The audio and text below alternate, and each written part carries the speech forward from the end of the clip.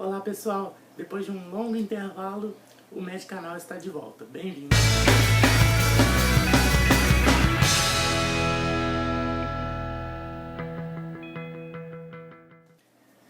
Então galera, como eu falei lá no Facebook, nessas últimas 2 ou 3 semanas eu fiquei um pouco afastado aqui do canal, porque a gente tinha um monte de provas na faculdade, em especial a prova de neuroanatomia, que é uma prova de arrancar os cabelos de qualquer um.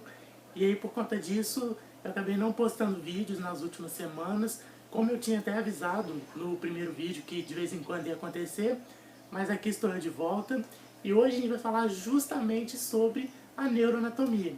Eu vou falar sobre um assunto que é muito importante, não só para a medicina, mas também para a fisioterapia, para a fonoaudiologia, que é a respeito dos nervos cranianos.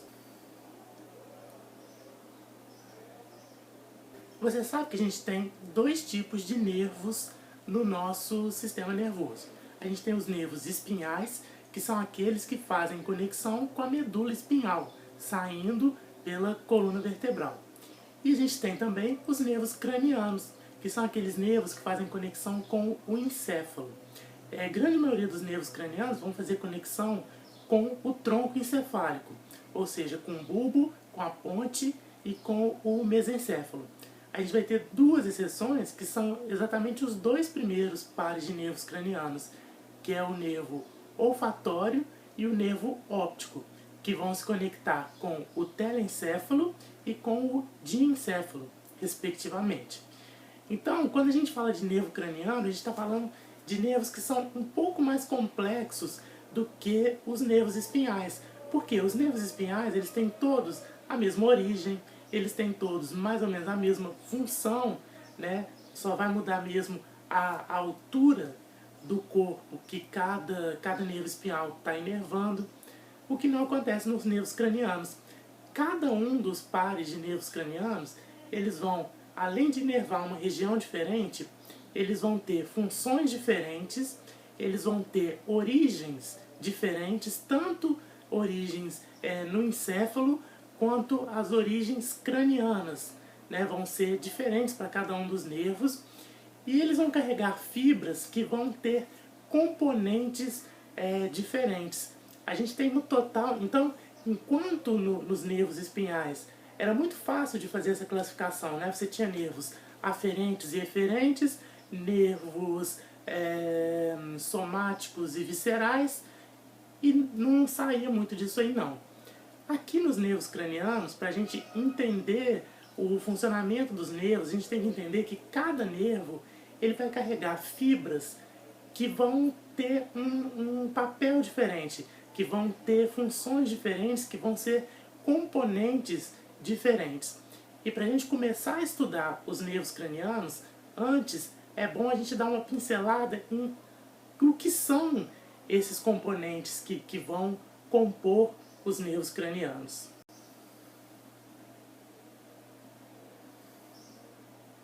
A primeira divisão que a gente faz quando a gente está estudando esses componentes dos nervos cranianos é aquela mais simples. É a divisão em aferente e eferente. Aferente é tudo aquilo que está entrando no sistema nervoso central, e eferente é aquilo que está saindo do sistema nervoso central e indo para a periferia. Então a gente vai dividir os componentes do sistema nervoso dos nervos cranianos em aferentes e eferentes. A gente vai ter nervos que são exclusivamente aferentes, a gente vai ter nervos que são exclusivamente eferentes e vamos ter nervos que são mistos. Já já a gente vai falar um pouco sobre isso. Além disso, a gente vai dividir os nervos aferentes e eferentes em outra bifurcação, vamos dizer assim.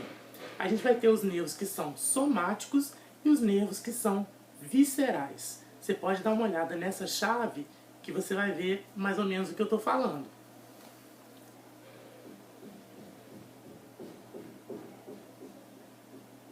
De uma maneira geral, a gente pode raciocinar quando a gente fala em somático e visceral. A gente fala em somático quando a gente está falando de coisas que relacionam o nosso corpo com o ambiente externo, né? Então, por exemplo, quando eu estou encostando na minha pele né, e eu tenho aqui um estímulo tátil, um estímulo proprioceptivo que vai estar sendo levado para o meu sistema nervoso, eu falo que é uma aferência somática.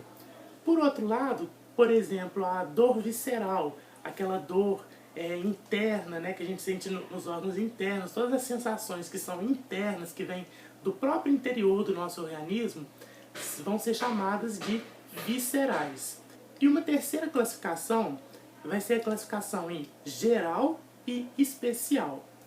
De uma maneira geral, quando a gente fala que um determinado componente ele é geral, quer dizer que ele vai estar espalhado por todo o nosso corpo. Então o exemplo que eu dei do estímulo tátil, por exemplo, a gente está falando de um estímulo que é geral, porque eu vou ter receptores táteis em todo o meu corpo. E quando a gente fala nos órgãos dos sentidos mais complexos, quando a gente fala daqueles componentes que estão concentrados em uma determinada parte do nosso corpo, daí então eu estou falando de um componente especial. Eu estou falando da visão, por exemplo, já que a retina ela está concentrada em uma determinada parte do nosso corpo. Eu estou falando da audição, né, porque os estímulos auditivos eles entram somente aqui pelo ouvido e vão chegar lá dentro na cóclea, enfim. Não existe receptores em outras partes do corpo. A mesma coisa para a gustação. A gustação, eu só vou sentir o gosto de alguma coisa quando esse estímulo chegar na minha boca, na minha língua, na minha epiglote, para estimular esses receptores. Então eles estão concentrados em um determinado ponto, são sentidos geralmente mais complexos e por isso mesmo são chamados de especiais.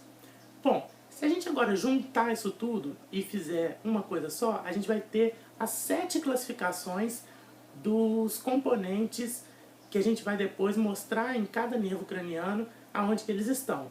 A gente vai ter o componente aferente, somático, geral, que está relacionado aos exteroceptores e aos proprioceptores, que vão estar trazendo informações sobre tato, dor, temperatura, propriocepção, portanto de todo o nosso corpo, levando para o sistema nervoso central. Por outro lado, quando a gente fala em componente aferente, somático e especial, aí eu estou falando de estímulos que estão localizados e não encontrados em todo o nosso corpo. No caso da aferência somática especial, a gente está falando em especial da retina e do ouvido interno, que vão estar levando os estímulos relacionados à visão, audição e equilíbrio. Bom, a gente falou das fibras aferentes somáticas. E as fibras aferentes viscerais? Elas também vão ser divididas em gerais e especiais. As fibras aferentes viscerais gerais são aquelas que vão estar dentro do nosso corpo, relacionadas com os visceroceptores, trazendo os impulsos relacionados, por exemplo, à dor visceral.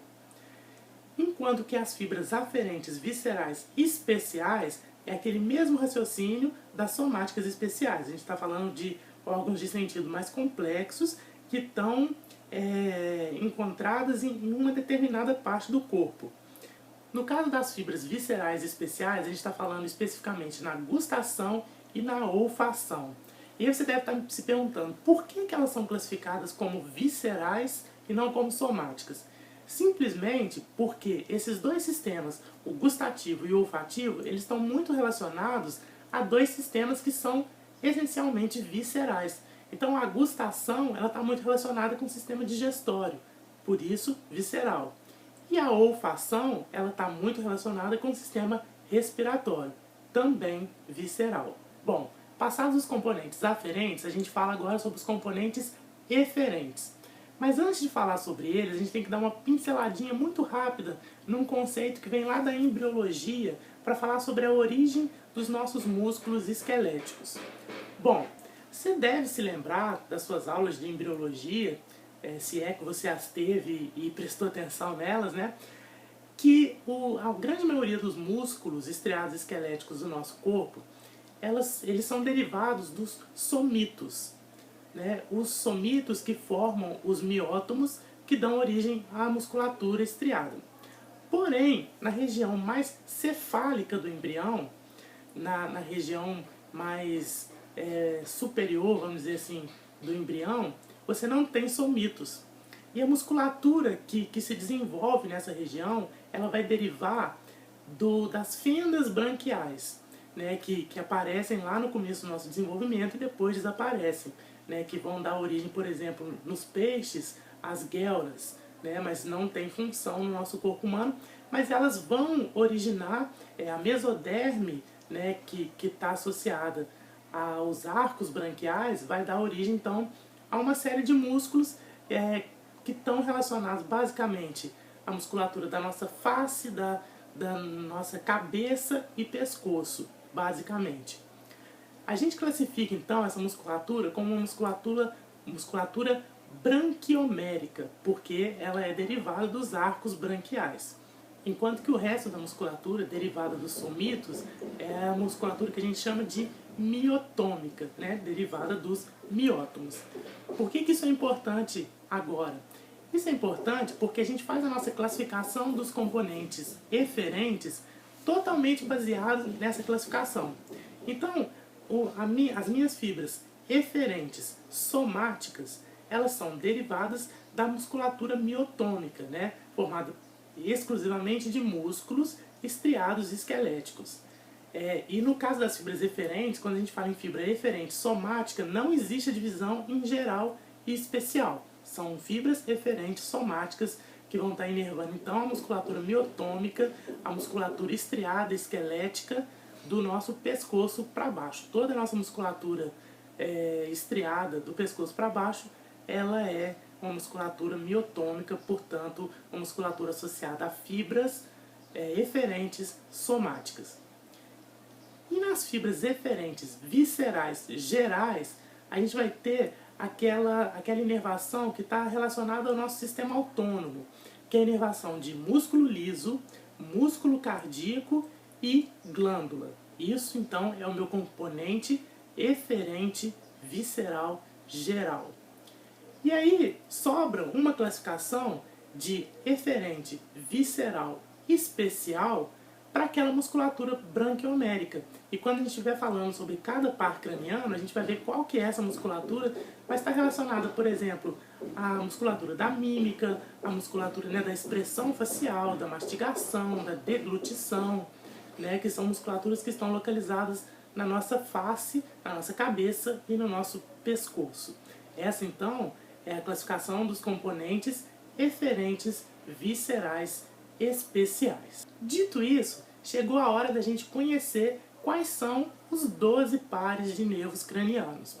Bom, se você está assistindo esse vídeo como uma revisão, ou se você está assistindo esse vídeo pela primeira vez, né, para ter um contato com esse assunto, eu já te digo de antemão que é muito importante você conhecer cada um dos 12 pares cranianos. É claro que existem muitos detalhes a respeito de cada um deles, e seria possível eu fazer assim, um vídeo detalhando os componentes de cada um dos pares de nervos cranianos. Mas aqui eu resolvi fazer um vídeo mais geral, dando mesmo uma visão mais ampla dos nervos cranianos, e vai ser muito importante, no decorrer agora da apresentação dos nervos cranianos, eu vou estar sempre mostrando para vocês a origem do nervo, ou seja, onde esse nervo vai estar emergindo, tanto no encéfalo quanto no crânio. Eu vou estar falando para vocês também os componentes, né, as fibras que compõem cada um desses nervos, de acordo com essa classificação que eu passei para vocês agora. E quando a gente fala sobre cada um desses componentes desses nervos, a gente vai estar automaticamente mostrando a função de cada um deles. Mas de antemão é muito importante que você saiba de cor quais são os 12 nervos cranianos. E aí eu vou te dar uma dica, tem um vídeo que eu vou botar o link aqui, e que você pode assistir aqui no YouTube mesmo, onde é mostrado umas dicas para você decorar os nomes de cada um dos nervos cranianos. Tem umas dicas que são até meio idiotas, meio bobas, assim, mas que ajudam muito a gente a lembrar, né? São uns mnemônicos, né, para a gente lembrar quais são os 12 pares de nervos cranianos. Então fica a dica, dá uma olhada nesse vídeo que com certeza você vai conseguir guardar os nomes dos 12 pares. E quais são os 12 pares de nervos cranianos? Bom, então esses são os 12 pares de nervos cranianos. A gente tem, então, o nervo olfatório, que é o primeiro par, óptico, oculomotor, troclear, trigêmeo, abducente, facial, vestíbulo coclear, glossofaríngeo, vago, acessório e o hipoglosso. Bem, como eu disse, esses nervos eles podem ser essencialmente aferentes, eles podem ser exclusivamente eferentes ou eles podem ser nervos mistos. E ajuda muito a gente já ir tendo um contato com cada um deles e saber um pouquinho, né, de como que cada um funciona para a gente guardar qual que é cada par. Por exemplo, a gente vai ter 3 pares de nervos que vão ser exclusivamente sensitivos, que são os nervos vestíbulo coclear, o nervo olfatório e o nervo óptico. Né? O vestíbulo coclear trazendo impulsos relacionados ao equilíbrio e à audição, o olfatório o olfato e o nervo óptico os estímulos visuais. Então, para ficar fácil de você guardar quais são os nervos exclusivamente sensitivos, lembra do voo, V-O-O, vestíbulo coclear, olfatório e óptico. Por outro lado, a gente vai ter nervos que são exclusivamente eferentes, que são o abducente, o troclear, o oculomotor, o acessório e o hipoglosso, tá? Então, o abducente, o troclear e o oculomotor, eles estão relacionados à movimentação dos olhos. O nervo acessório, ele tem a ver com musculatura relacionada ao nosso pescoço, à nossa postura. E o hipoglosso, ele vai fazer a inervação da língua, né? A inervação motora somática da língua. Então, para você guardar esses nervos que são exclusivamente eferentes, lembra do à toa. Abducente, troclear, oculomotor, acessório e hipoglosso, formando então a palavra à toa com um H no final. Por fim, a gente vai ter nervos que são mistos, que vão trazer tanto componentes sensitivos quanto componentes eferentes, que são o trigêmeo, o facial, o glossofaríngeo e o vago. E é bom você guardar essa informação na sua cabeça também, que nesses 4 nervos, sempre que eu tiver eferência, quer dizer, sempre que eu tiver eferência não, eu sempre vou ter eferência. E essa eferência será visceral. Não existe eferência somática, tá? Os nervos que fazem eferência somática, eles são exclusivamente eferentes. No caso, então, o nervo trigêmeo, ele vai estar relacionado à sensibilidade da nossa face, mas ele também vai fazer referência através dos músculos mastigatórios.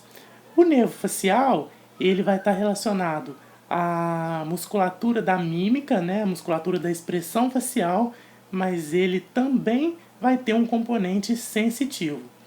O glossofaríngeo também, mesma coisa, ele vai ter um componente eferente, mas ele também vai ter um componente aferente. O glossofaríngeo vai participar, por exemplo, da inervação de glândulas, das glândulas salivatórias. Ele vai ter também um componente aferente relacionado à sensibilidade, relacionado à gustação. E, por último, o nervo vago, que é o principal nervo relacionado ao sistema autônomo, é o principal nervo craniano relacionado com o sistema nervoso autônomo, o sistema nervoso parasimpático. Então, ele vai levar a inervação eferente para boa parte das vísceras, mas ele também vai trazer impulsos aferentes, tanto relacionados à sensibilidade quanto relacionados à gustação. Bom, então agora a gente começa a falar um pouco sobre cada um dos pares de nervos cranianos, dando ênfase, como eu falei, às origens, tanto no encéfalo quanto no crânio, e aos componentes, né, que formam cada um desses nervos. A gente vai passando um a um nos nervos cranianos, mostrando aonde eles emergem, mostrando os componentes que fazem parte de cada um, e com isso também as funções de cada um deles. Vamos começar? Então, o primeiro par craniano que a gente estuda é o nervo olfatório.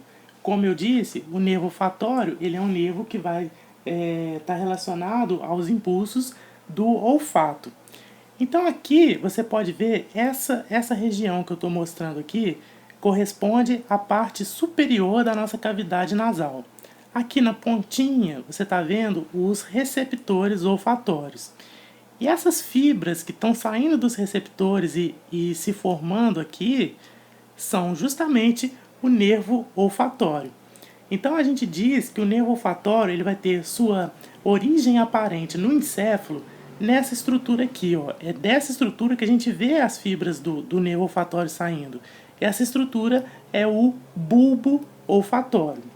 Enquanto que no crânio, a origem aparente do nervo olfatório no crânio vai ser nessa região aqui, ó. Isso aqui é o osso etimoide e ele vai atravessar essa região que a gente chama de lâmina crivosa do osso etimoide. Então é a origem aparente no crânio do nervo olfatório. O nervo olfatório ele vai ser um nervo exclusivamente aferente, visceral, especial, porque ele vai estar trabalhando com os impulsos olfatórios, então é um impulso especial, porque é um impulso que está concentrado em um determinado ponto, ele é visceral, porque a olfação ela está intimamente relacionada com o nosso sistema respiratório, então por isso o nervo olfatório ele é exclusivamente aferente, visceral, especial. Em seguida a gente fala sobre o nervo óptico. O nervo óptico, eu até já falei um pouco sobre ele naquele outro vídeo sobre fisiologia, né, da visão. E você lembra que o nervo óptico ele vai estar saindo lá de dentro da retina e vai estar então cruzando suas fibras numa estrutura que se chama quiasma óptico. E o quiasma óptico é justamente a origem aparente no encéfalo do nosso nervo óptico. Enquanto que no crânio ele vai estar saindo por uma abertura na órbita que é chamado de canal óptico, que você pode ver aqui na figura com essa seta laranja, é esse buraquinho aqui na órbita que é o canal óptico, local de emergência no crânio do nosso segundo par craniano do nervo óptico. O nervo óptico ele também vai ser um nervo exclusivamente aferente, ele vai estar trazendo impulsos somáticos e especiais, né? Ele é um nervo relacionado com a nossa visão e como a gente viu, é uma sensibilidade que é somática e especial. Em seguida, a gente fala ao mesmo tempo de 3 nervos porque eles têm suas funções bastante relacionadas, que são os nervos oculomotor, terceiro par, o troclear, o quarto par, e o abducente, que é o sexto par craniano. E as origens desses nervos são as seguintes. O nervo oculomotor ele vai emergir aqui, olha, esse aqui é o nervo oculomotor, ele emerge justamente do sulco medial do pedúnculo cerebral, que é exatamente essa estrutura aqui que eu estou mostrando para vocês. O quarto par, o nervo troclear, ele vai emergir de uma estrutura que é chamado véu medular superior.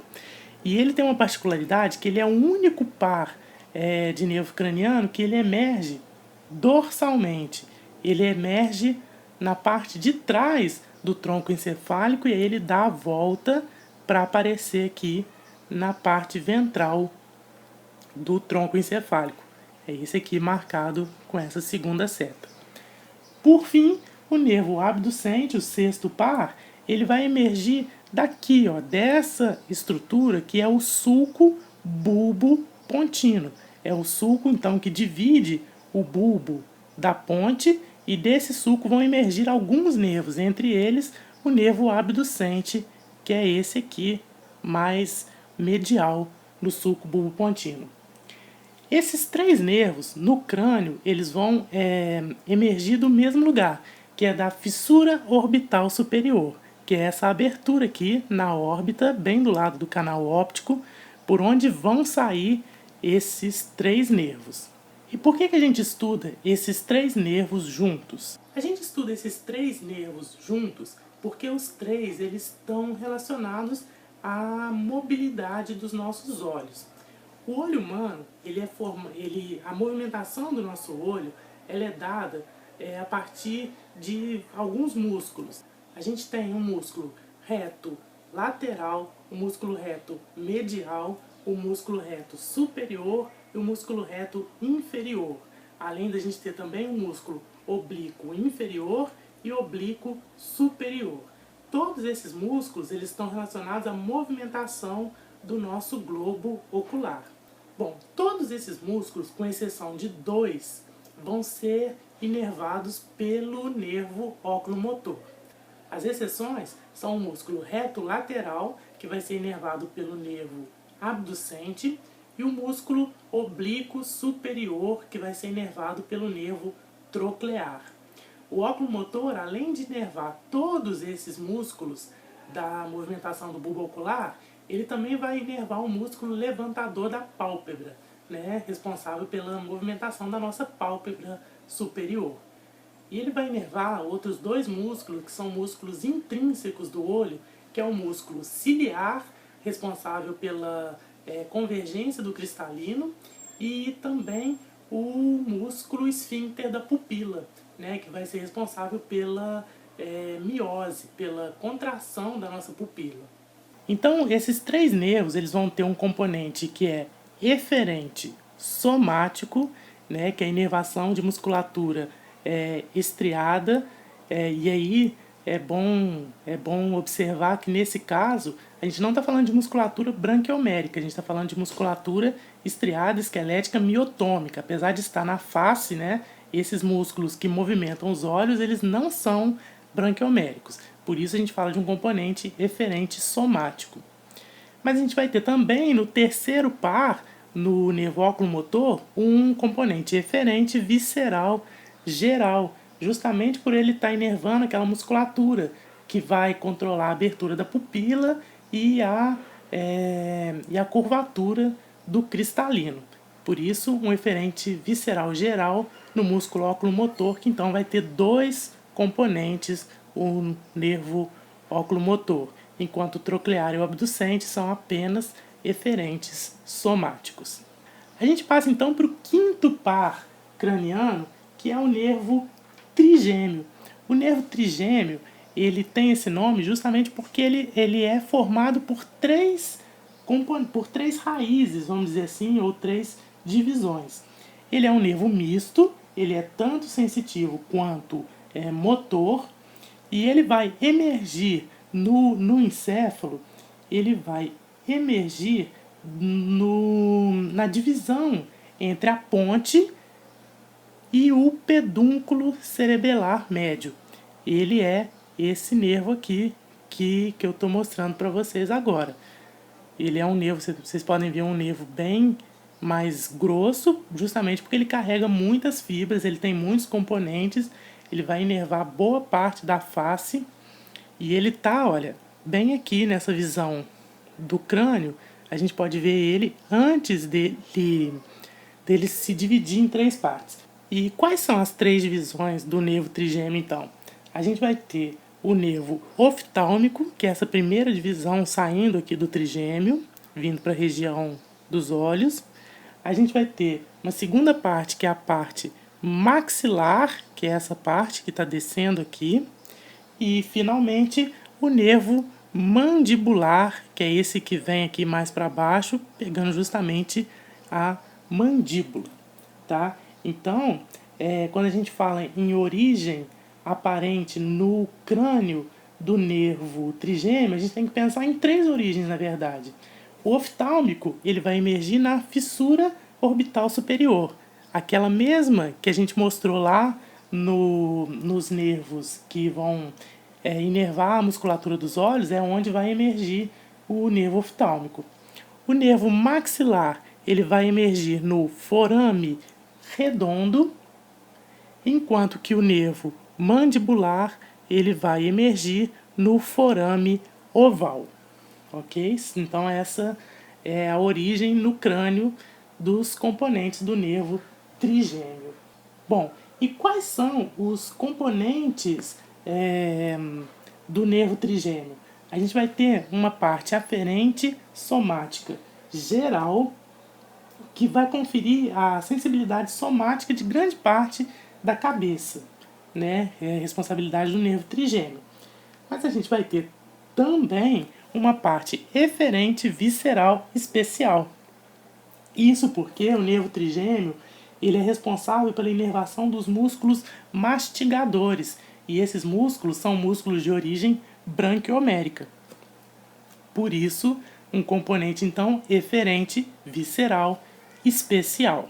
Bom, a gente chega, então, ao sétimo par craniano, que é o nervo facial. Que, assim como eu falei do abducente, o nervo facial ele também vai emergir no sulco bulbo-pontino. Porém, ele vai ser um pouquinho mais lateral do que o abducente, que é esse aqui que está bem medial. O nervo facial ele está emergindo aqui, olha, no sulco bulbo-pontino. Já no crânio, o nervo facial ele vai estar emergindo por um forame que se chama forame estilomastoideo, que está bem aqui nessa figura. Bom, o nervo facial ele vai ter vários componentes. Ele vai ter, de todos os nervos que a gente estudou até agora, ele tem a maior quantidade de componentes junto com o nervo vago e junto com o nervo glossofaríngeo. Os componentes do nervo facial são esses aqui. A gente vai ter um componente aferente visceral especial, que vai ser responsável pela gustação nos 2/3 mais anteriores da língua. Por isso ele é aferente visceral especial. Ele vai ter um componente aferente visceral geral na parte posterior das fossas nasais e superior do palato mole. Ou seja, ele vai dar sensibilidade visceral a um pedaço da nossa face também. Ele vai ter um componente aferente somático geral em parte do pavilhão auditivo e do meato acústico externo, né, dando então aí sensibilidade somática a essa região. Vai ter um componente eferente visceral geral na glândula submandibular, na glândula sublingual, na glândula lacrimal. Ele é que vai ser responsável então pela eferência dessas 3 glândulas. Por fim, a gente tem um componente eferente visceral especial, que é na inervação da musculatura da mímica, que, como eu já disse anteriormente, é responsabilidade do nervo facial. Então, ele vai inervar a musculatura da mímica, ele vai dar aferência na gustação, ele vai dar aferência somática, ele vai dar aferência visceral, somando então 5 componentes.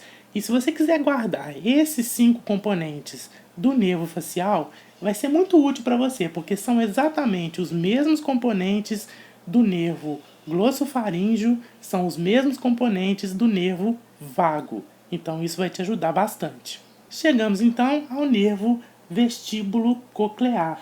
O nervo vestíbulo coclear, assim como o abducente, assim como o facial, ele também emerge do sulco bulbopontino, só que aqui bem mais lateral do que os outros, né? Ele está bem aqui na lateral do sulco bulbopontino. E o nervo vestíbulo coclear, ele não sai do crânio.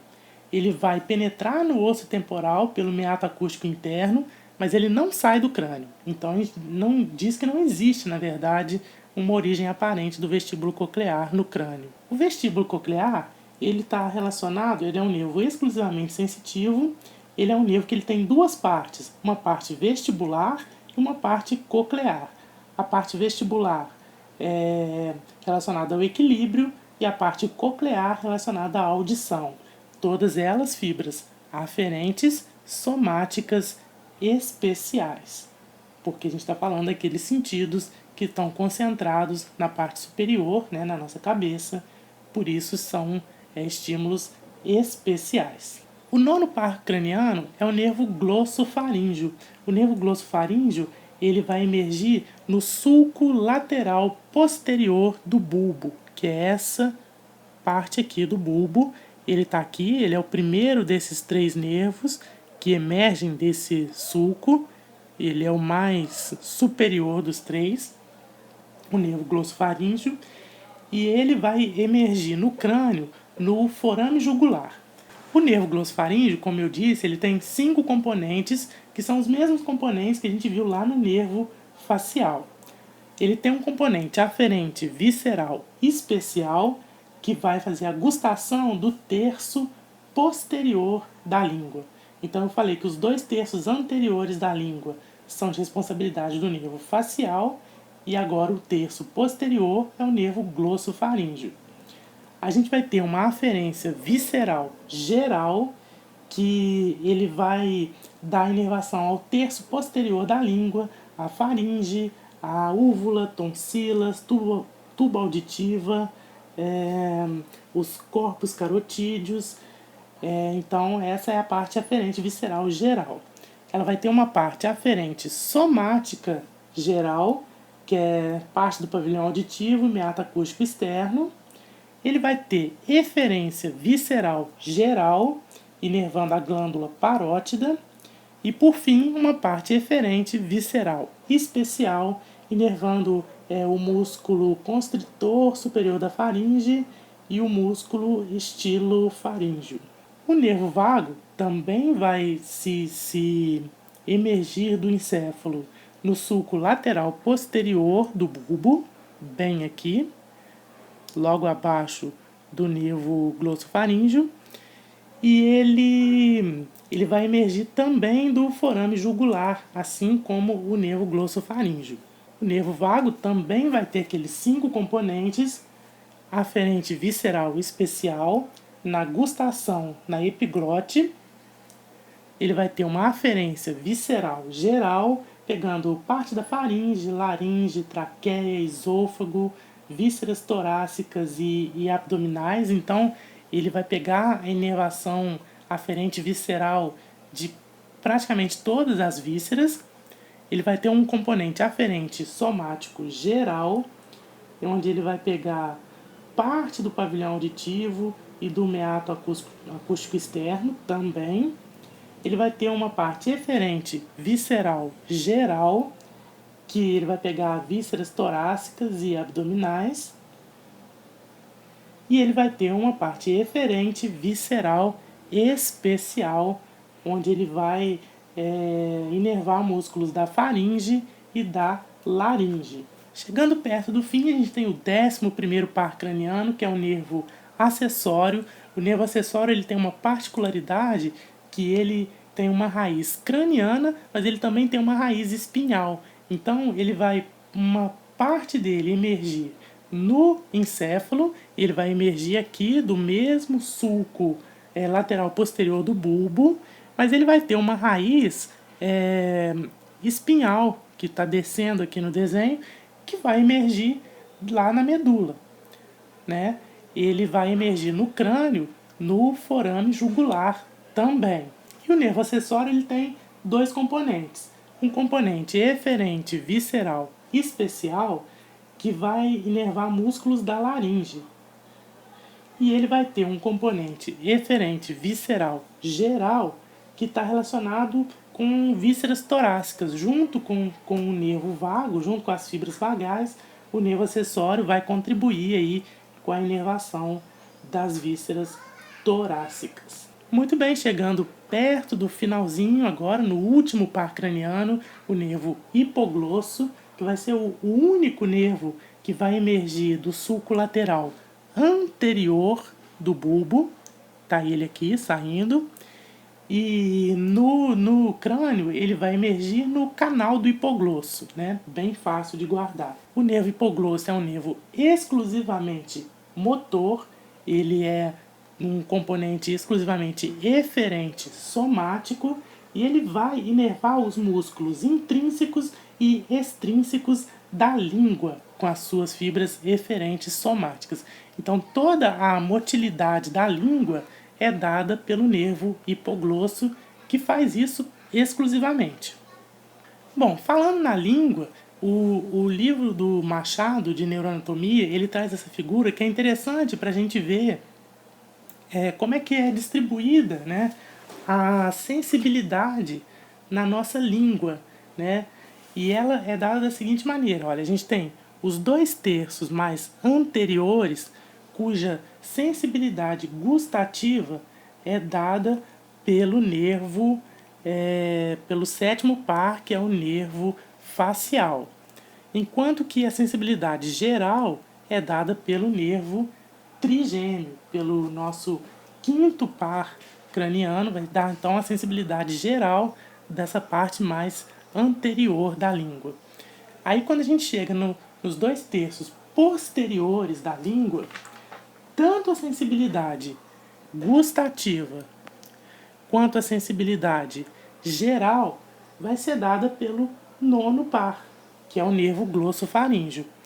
E toda a parte motora da língua, toda a parte eferente, é dada pelo 12º par, que é o nervo hipoglosso. Bom, as referências que eu usei para esse vídeo são o Neuroanatomia, do Ângelo Machado, livro que é referência maior, né, no estudo de neuroanatomia em graduação, e boa parte das imagens de emergência, tanto no crânio quanto no encéfalo, eu tirei essas imagens do Atlas de Anatomia do Netter, que é muito bom, tem imagens muito boas, assim, eu acho que é indispensável para o estudo de anatomia.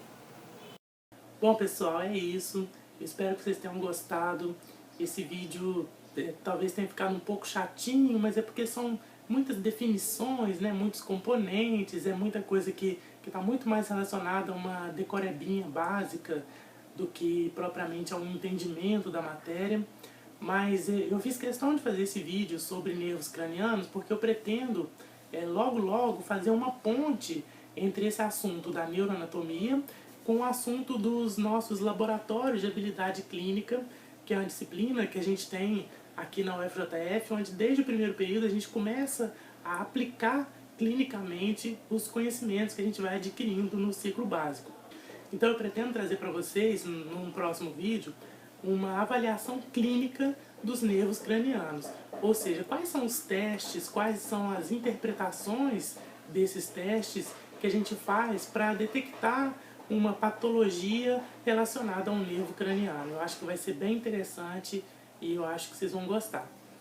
No mais é isso. Como eu disse, espero que vocês tenham gostado. Se gostaram, dê um joinha, indique para os amigos, deixe um comentário, manda um e-mail. E eu espero muito ver vocês no próximo vídeo. Um grande abraço e até lá!